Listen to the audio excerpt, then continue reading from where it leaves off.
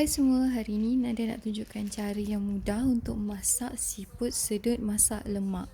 Jom kita tengok macam mana nak buat. Okay, mula-mula siput ni kita kena gaul dengan hampas kelapa dan kita akan biarkan semalaman. Pastikan bekas kita tu bertutup, kalau tak nanti siput kita akan lari. Ini bertujuan untuk memastikan siput ni muntahkan balik lumpur-lumpur dan dia makan hampas kelapa tu. Okey, lepas tu dah semalaman ataupun sekurang-kurangnya 3 ke 4 jam, kita akan bersihkan siput, kita akan potong buntut siput ni dengan hujung pelayar. Okey, jangan takut nak potong hujung buntut siput ni, sebab kalau kita potong sikit sangat nanti susah untuk kita sedut siput tu bila dia dah masak. So bila dah kita potong buntut siput tu semua, kita akan bersihkan betul-betul, bersihkan siput kita ni daripada dia punya cengkerang yang kita dah ketip tu, dan juga hampas kelapa tu. Okey, lepas kita dah bersihkan, kita akan tapis dan letak dekat bekas, kita akan dapat siput yang macam ni.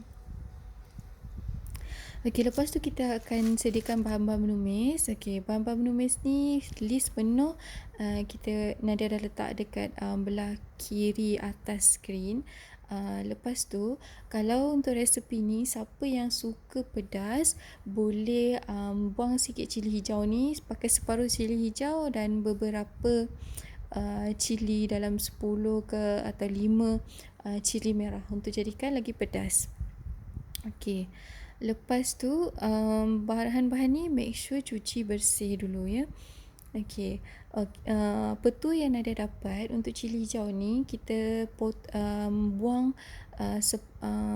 dia punya tangkai, separuh lagi kita akan biarkan tangkai dia supaya bila kita makan kita tak sakit perut lah. Okey, kita akan masukkan dalam blender.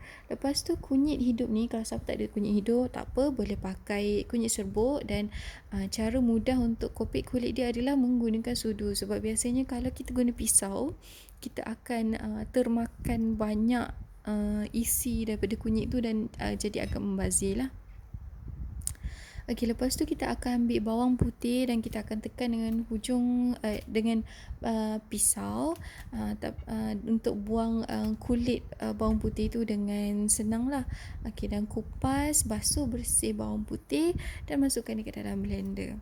Okey, untuk resepi Nadia ni, Nadia pakai bawang putih dan juga bawang besar. Tapi ada sesetengah orang untuk masak lemak cili api, dia orang tak pakai bawang, dia just rebus kunyit dan juga cili. Tapi bagi Nadia, kalau pakai bawang, Nadia lagi suka sebab ada rasa manis bawang tu. Kita pulang sebab bagi Nadia masak ni tak ada betul, tak ada salah, diikut cita rasa kita sendiri, kita suka yang macam mana.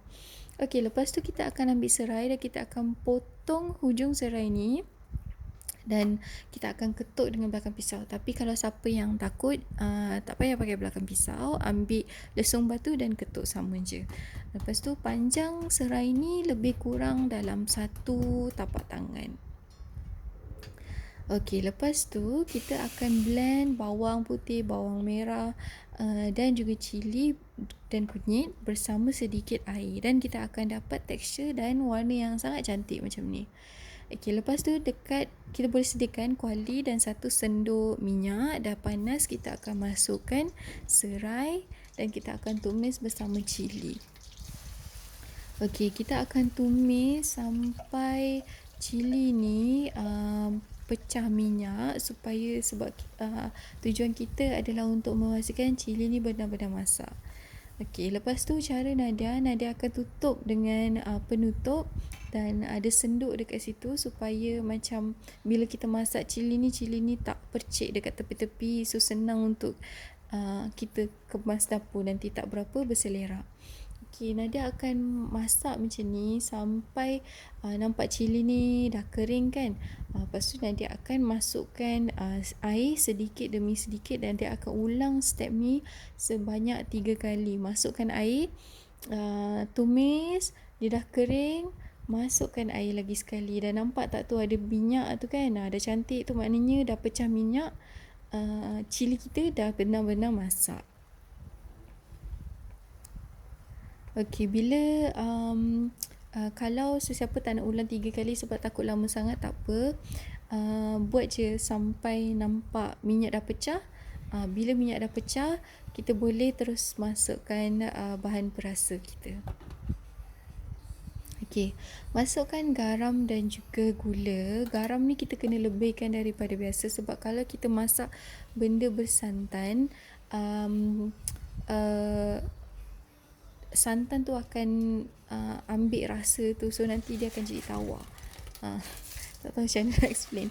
Okay, lepas tu kita akan masukkan siput sedut kita. Make sure jangan terus humban siput sedut tu dalam kuali sebab kita tak nak hampas kelapa ataupun kulit siput sedut tu masuk dalam kuah, nanti jadi tak sedap.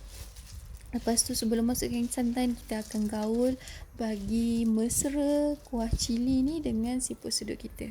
Lepas tu kita akan ambil daun kunyit dan kita akan gaul. Okay, sebenarnya itulah Nadia ni tertinggal asam jawa untuk bagi rasa masak lemak kita ni macam ada masam sikit je lah. Tapi tak ada pun okey. Tapi kalau biasa Nadia masak, Nadia akan masukkan air asam jawa. Okey, lepas tu kita akan masukkan santan dan kita akan masukkan air sedikit dan kita akan masak sehingga kuah kita ni mendidih. Okey, make sure kalau masak apa-apa sekalipun, masakan yang bersantan, api bila dah masukkan santan jangan terlalu besar dan gaul kuah tu dengan selalu gaul. Jangan biarkan kuah tu mendidih sendiri biasa macam tu. Sebab kalau kita tak jaga betul-betul kuah santan ni, nanti santan tu akan pecah dan kuah masak lemak kita tak cantik. Memang rasa dia sedap tapi tak cantik. Okey, bila dah macam ni, bolehlah rasa kalau macam kurang garam, kurang gula, taruhlah apa-apa juga yang kurang. Lepas tu santan ni sebenarnya Nadia prefer first kali santan daripada kelapa parut lah, kita yang peras sendiri kan. Tapi second ada prefer santan kotak daripada santan beli daripada pasar, sebab biasa dekat pasar ataupun kedai runcit dia akan dah campur air dan santan kita tu tak berapa pekat. Okey, masak lemak siput sedut dah pun siap. Siapa-siapa yang tak tahu macam mana nak sedut tu, ni kepala dia tu, sedut siput sedut kita, dan kita kena buang ada sisik dia. Jangan makan dan ambil ni sisik dia, ambil isi dan makan. Okay, selamat mencuba.